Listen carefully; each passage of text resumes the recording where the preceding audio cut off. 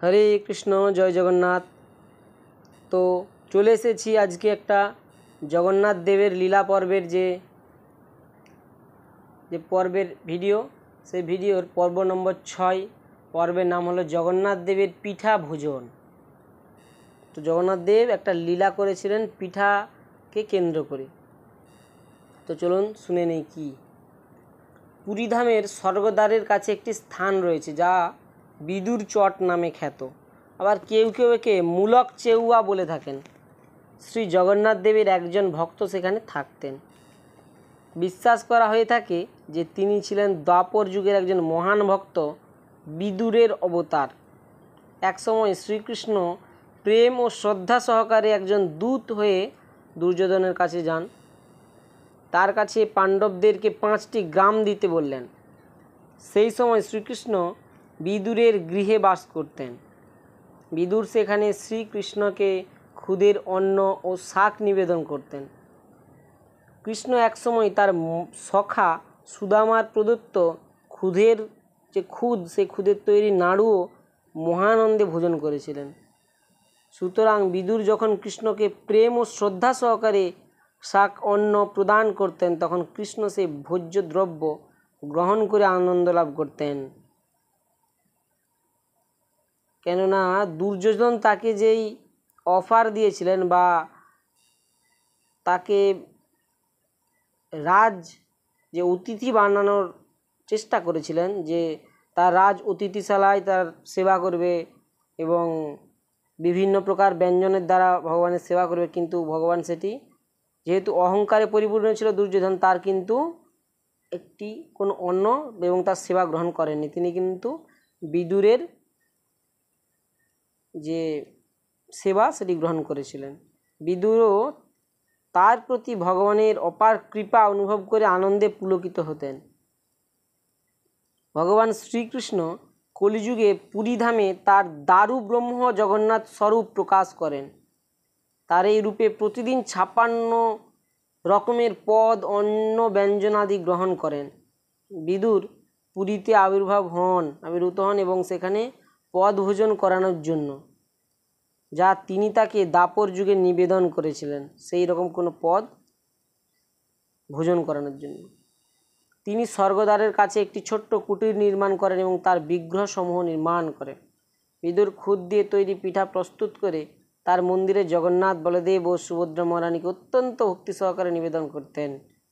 এভাবে বিদুর প্রতিদিন তার প্রভুকে তার পিঠে নিবেদন করতেন এবং প্রভুও মহাসুখে তা গ্রহণ করতেন। জগন্নাথ মন্দিরে একটি প্রথা রয়েছে, যখন পূজারী ভগবানকে নৈবেদ্য অর্পণ করেন তখন তার হাতে চলু তিনি অর্থাৎ একটু জল নেন এবং মন্ত্র উচ্চারণ করেন। বিধি অনুসারে যখন পূজারী ভোগ নিবেদন করবেন তখন তিনি প্রভুর রূপের প্রতিবিম্ব বা ছায়ামূর্তি দর্শন করবেন। তারপর সেই জল নিবেদিত ভোজ্য বস্তুর উপর ছড়িয়ে দেবেন। কেবল তখনই গণ্য করা হবে যে নিবেদিত ভোগ প্রভুর দ্বারা গৃহীত হয়েছে। যদি পূজারীর ওই চলুতে বা হাতের তালুতে প্রভুর ছবি না দেখা যায়, তাহলে অনুমান করা হবে যে ভোগ নিবেদনের সময় নিশ্চয়ই কোনো ত্রুটি হয়েছে বা ভুল হয়েছে। তো প্রভু কর্তৃক ওই ভোগ গৃহীত হয়নি মনে করে ওইগুলি অশুদ্ধ বলে বিবেচিত হবে এবং তা তৎক্ষণাৎ নষ্ট করে দেওয়া হবে। যখন বিদুর প্রভুকে ভোগ নিবেদন করতেন, তখন জগন্নাথ দেব মন্দিরে তার ভোজ্য দ্রব্য গ্রহণের পরিবর্তে বিদুরের গৃহে ভোজন করতে আসতেন। সেই জন্য পূজারী তার হাতের তালুতে প্রভুর ছায়ামূর্তি বা প্রতিবিম্ব দেখতে কিন্তু পেতেন না।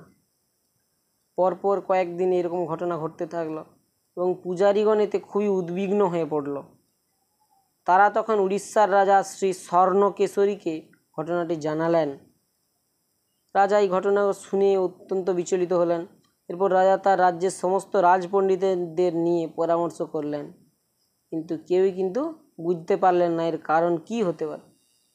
পুরীধামের সকল অধিবাসীগণ ভাবতে লাগলেন যে তাদের জন্য কোনো মহাবিপদ অপেক্ষা করছে। সেই সময় পুরীধামে মূলক দাস নামে একজন ভক্ত বাস করতেন। তিনি জগন্নাথ দেবের ভোগ পরপর কয়েকদিন ধরে নষ্ট করে দেওয়া হলো, এই দেখে তিনি তখন কিছুই ভোজন করতে পারলেন না। তখন মন্দিরের কাউকে প্রসাদ দেওয়া হচ্ছিল না, তাই জন্য, কেননা তিনি তো ভগবানের প্রসাদ গ্রহণ করতেন। তাই তিনি কয়েকদিন ধরে উপবাসে কাটাচ্ছিলেন, ফলে তিনি আস্তে আস্তে দুর্বল জীর্ণকায় হয়ে গেলেন। দিনের পর দিন আরও বেশি শীর্ণকায় হয়ে রোগা হয়ে যেতে থাকলেন। কিন্তু তা সত্ত্বেও তিনি প্রসাদ ছাড়া অন্য কোনো রকমের খাদ্যদ্রব্য গ্রহণ করতেন না। শ্রী জগন্নাথ দেব মূলক দাসের অবস্থা জানতে পারলেন এবং তার প্রতি খুবই করুণাপরায়ণ হলেন। প্রভু তখন কেন মন্দিরে ভোগ গ্রহণ করছেন না তার কারণ প্রকাশের ইচ্ছা করলেন। একদিন স্বপ্নে মূলক দাস দর্শন করলেন যে স্বর্গদ্বারের কাছে একজন ভক্ত খুদের অন্ন দিয়ে তৈরি পিঠা জগন্নাথ দেবকে নিবেদন করছেন এবং প্রতিদিনই তিনি তার মন্দিরের ভোগ গ্রহণ না করে সেই ভক্তের কুটিরে ভোজন করতে যাচ্ছেন। সেই জন্য পূজারী চলুতে প্রভুর শ্রীমূর্তি প্রতিবিম্বিত হচ্ছে না। তো মূলক দাস মন্দিরের সেবকগণকে স্বপ্নে যা দেখেছেন সে কথা জানালেন। মূলক দাসের কথা সত্য মনে করে পূজারীগণ স্বর্গদ্বারের কাছে গেলেন। তারা একটি তুলসী বৃক্ষের কাছে বিদুরকে দেখতে পেলেন। তিনি সেখানে খুদের তৈরি 3টি পিঠা তৈরি করেছিলেন। পূজারীগণ বিদুরের প্রগাঢ় ভক্তি দেখে খুবই খুশি হলেন এবং মন্দিরে ফিরে তারা পরের দিন খুদ দিয়ে তৈরি 3টে পিঠে তাদের সমস্ত 56 ভোগের সঙ্গে নিবেদন করলেন। যখন পূজারী তার হাতের তালুতে জল নিয়ে প্রভুর প্রতিবিম্ব দেখতে চাইলেন, তখন প্রভু তার সামনে আবির্ভূত হলেন এবং বোঝা গেল সেই ভোগ শ্রী জগন্নাথ দেব গ্রহণ করেছেন। প্রত্যেকেই তার দর্শন করে খুশি হলো এবং সেই সংবাদ রাজা স্বর্ণকেশরীকে দেওয়া হলো। তিনি তখন খুব খুশি হলেন।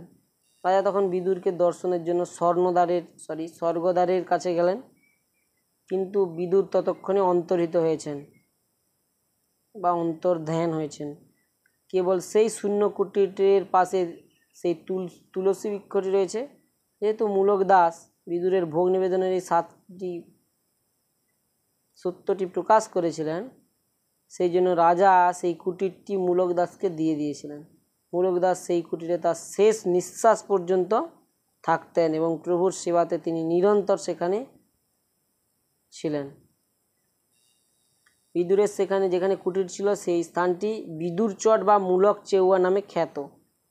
ভক্তগণ বিদুরের পিঠা আস্বাদন করার জন্য এই স্থানে আগমন করেন। জগন্নাথ মন্দিরের পূজারীগণও এখনও প্রতিদিন খুদ অন্ন দিয়ে তৈরি 3টে পিঠা প্রভুকে নিবেদন করে থাকেন। এই পিঠাকে বলা হয় সুয়র পিঠা। তো আমরা জানতে পারলাম ভগবান জগন্নাথ দেবের লীলা মহিমা। তিনি বিদুরকে যেমন কৃপা করেছিলেন, সেই রকম তার যে অবতার তার প্রতিও দয়া পরবশত হয়ে জগন্নাথ দেব কিন্তু খুদের তৈরি পিঠা ভোজন করেছিলেন। তো এটি জানা গেল। জয় জগন্নাথ। তো দেখা হচ্ছে পরের পর্ব নম্বর 7, আরও একটি জগন্নাথ দেবের লীলা মহিমা নিয়ে। তো আজকের মতো এখানেই শেষ। হরে কৃষ্ণ, জয় জগন্নাথ।